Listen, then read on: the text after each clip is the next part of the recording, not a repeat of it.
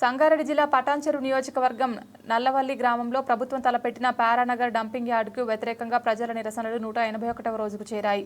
ఇన్ని రోజులు గడిచిన ప్రభుత్వంకు గాని ప్రభుత్వ అధికారులకు గాని ఎలాంటి చలనం లేదని గ్రామస్తులు ఆవేదన వ్యక్తం చేశారు.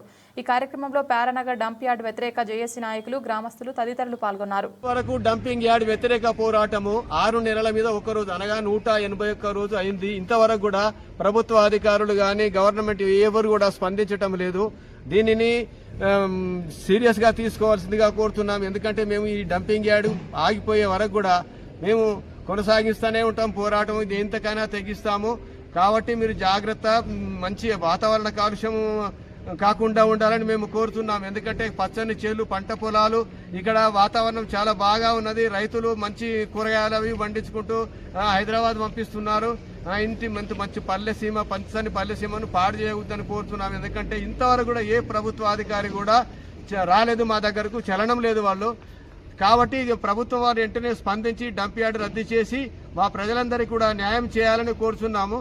జై జవాన్, జై కిసాన్, జై జవాన్. ఈ డంపింగ్ యార్డ్ ఆగిపోయిందని ప్రభుత్వం మాకు ఏదైనా ప్రకటన మాకు పేపర్ ద్వారా మాకు తెలియజేసే వరకు కూడా మేము ఈ పోరాటాన్ని కొనసాగిస్తాము.